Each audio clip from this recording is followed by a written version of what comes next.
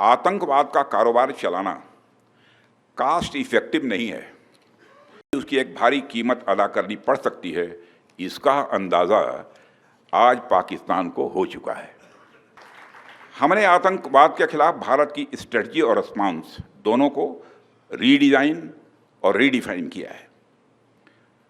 अब जब भी बात होगी, केवल आतंकवाद पर बात होगी, पीओके पर बात होगी और किसी दूसरे मुद्दे पर पाकिस्तान के साथ बात नहीं होगी।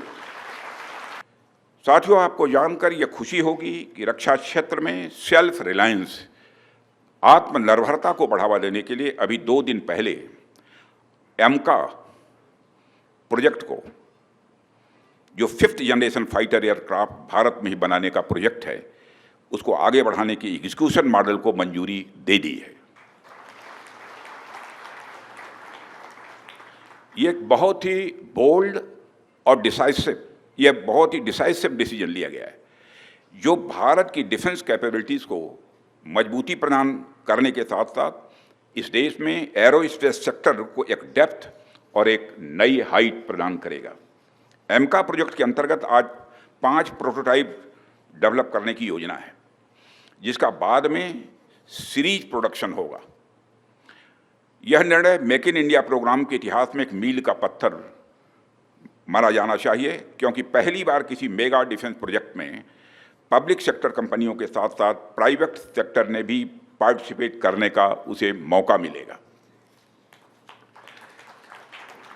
साथियों, ऑपरेशन सिंदूर में पूरे देश की जनता ने मेक इन इंडिया अभियान की सफलता को देखा, समझा और उसे महसूस किया है।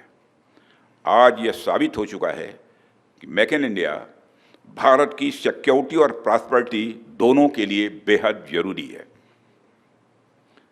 साथियों, भारत की नेशनल सिक्योरिटी में मेक इन इंडिया एक इसेंशियल कंपोनेंट है। यदि हमारे पास यह क्षमता नहीं होती तो भारत की सेनाएं पाकिस्तान के निचले हिस्से से लेकर पीओके तक, पाकिस्तान के निचले हिस्से से लेकर पीओके तक आतंकवाद के खिलाफ इतनी प्रभावी कार्रवाई नहीं कर पाती।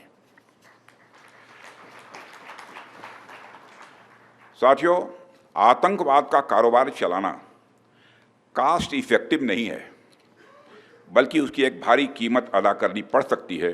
इसका अंदाज़ा आज पाकिस्तान को हो चुका है। फिर से मैं दोहराना चाहूँगा, आतंकवाद का कारोबार चलाना कास्ट इफेक्टिव नहीं है, बल्कि उसकी एक भारी कीमत अदा करनी पड़ सकती है। इसका अनुमान आज पाकिस्तान को हो चुका है। हमने आतंकवाद के खिलाफ भारत की स्ट्रेटजी और रिस्पॉन्स दोनों को रीडिज़ाइन और रीडिफाइन किया है। हमने पाकिस्तान के साथ अपने इंगेजमेंट और स्कोप ऑफ डायलॉग को रीकैलिब्रेट किया है। अब जब भी बात होगी, केवल आतंकवाद पर बात होगी, पीओके पर बात होगी और किसी दूसरे मुद्दे पर पाकिस्तान के साथ बात नहीं होगी।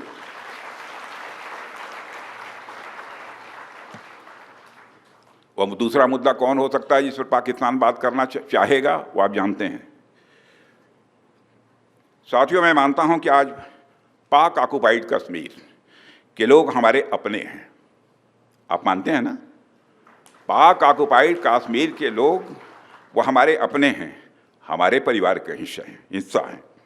हम प्रधानमंत्री के श्री नरेंद्र मोदी जी के एक भारत श्रेष्ठ भारत के संकल्प के लिए पूरी तरह से प्रतिबद्ध हैं और हमें यह पूर्ण विश्वास है कि हमारे वो भाई जो आज हमसे भौगोलिक और राजनीतिक रूप से अलग हैं, वो भी अपने स्वाभिमान, आत्मा की आवाज़ और स्वेच्छा से भारत की मुख्य धारा में कभी न कभी जरूर वापस लौटेंगे।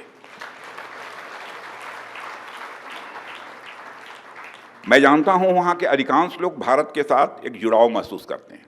बड़ी संख्या है जो भारत के साथ जुड़ाव महसूस करती है पीओके में। कुछ गिने चुने ही हैं जिन्हें भटकाया गया है, गुमराह किया गया है। पीओके में रहने वाले हमारे इन भाइयों की स्थिति कुछ ऐसी ही है जैसे वीर योद्धा महाराणा प्रताप के छोटे भाई शक्ति सिंह की थी। मैं फिर से दोहराना चाहूँगा, पीओके में रहने वाले हमारे इन भाइयों की स्थिति कुछ ऐसी ही है जैसे वीर योद्धा महाराणा प्रताप के छोटे भाई शक्ति सिंह की थी। छोटे भाई शक्ति सिंह के अलग हो जाने पर भी बड़े भाई महाराणा प्रताप का विश्वास अपने छोटे भाई के प्रति बना रहता है